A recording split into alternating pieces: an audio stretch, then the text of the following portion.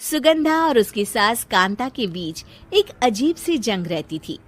ये जंग थी किचन में कौन ज्यादा अच्छा काम करेगा और घर के सदस्यों के दिल जीतेगा। और उनकी इस जंग में हमेशा कुर्बान होते थे उनके दोनों पति। कैसे? आइए देखते हैं इस किचन पॉलिटिक्स की कहानी में। एक दिन किचन में, माँ जी, आज मैं बना रही हूँ मेथी की सब्जी। इस खाने से घर वालों के पेट की सारी समस्या खत्म हो जाएगी। और मैं बना रही हूँ तड़के वाली छाछ, जिसे पीते ही गैस की समस्या कभी नहीं होगी। दोनों अपने अपने खाने को लेकर टेबल पर पहुँच जाती हैं। तभी सुगंधा के ससुर उसकी बनाई सब्जी की तारीफ कर देते हैं। अरे वाह, मेथी की सब्जी भी बनी है, बड़ी ही स्वादिष्ट है। वाह बहू वाह। अरे बहू, लेकिन इसमें इतनी सारी मेथी बर्बाद करने की क्या जरूरत थी? देखिए माँ जी, ये तो वो मेथी है जो आप रात में भिगोकर सुबह उसका पानी पीती हैं, और जो मेथी फेंक देती हैं, उसी से मैंने ये सब्जी बनाई है। अरे वाह बहू, तुमने तो बड़ा ही समझदारी का काम किया। बस अब क्या था, कांता जी का तो मानो ये सुनकर खून ही सूख गया। वो फैसला कर लेती है कि किसी भी तरह वो अपने खाने की तारीफ लेकर ही रहेगी और सुगंधा को किचन में उसकी कमियां गिनाएगी।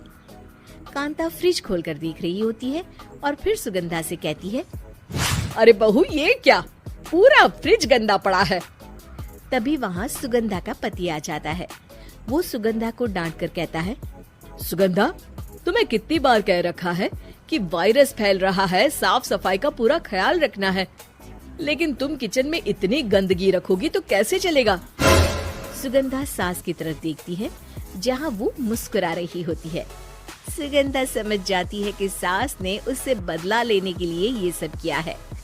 दोनों रात के खाने की तैयारी में लग जाती हैं। दोनों ना एक दूसरे की तरफ देखती हैं और ना ही एक दूसरे से बातें करती हैं। रात को खाने के टेबल पर एक एक कर दोनों कई तरह के अलग अलग व्यंजन टेबल पर लगा देती हैं और अपने अपने पति के पास जाकर खड़ी हो जाती हैं। अरे खाइए जी खाइए, मैंने बड़ी मेहनत से बनाया है। प्लेट में वो खाना डालती हैं। सुगंधा भी दोनों की प्लेट में खाना डालते हुए कहती है, बड़ी ही मेहनत लगी है इस खाने को बनाने में। हाँ, दोनों को ना चाहते हुए भी सारा खाना खाना पड़ता है। कहीं दही तो कहीं मलाई तो कहीं मसाला।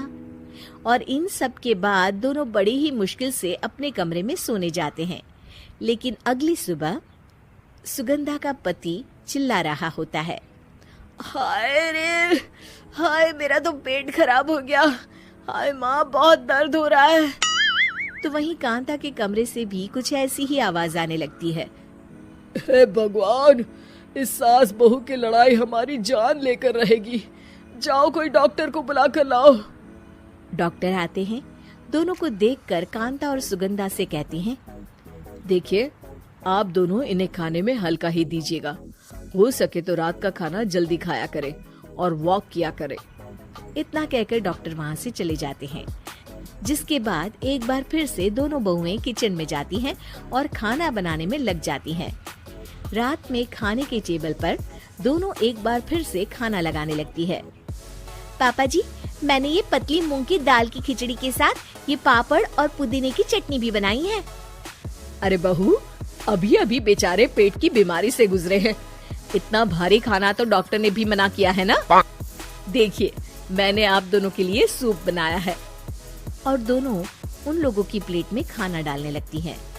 तभी दोनों एक साथ बोल पड़ते हैं, बस करो, हमें माफ करो, हमें नहीं खाना इस घर में, ना खिचड़ी और ना ही सूप। हम इंसान हैं, एक वक्त में एक ही खाना खा सकते हैं। बस करो, हमें माफ करो, हमें नहीं खाना इस घर में, ना खिचड़ी और ना ही सूप। हम इंसान हैं, एक वक्त में एक ही खाना खा सकते हैं। इतना कहकर वो दोनों वहाँ से चले जाते हैं। कहानी का अंत। आप लोग उम्मीद कर रहे होंगे कि अंत में सब ठीक हो जाएगा।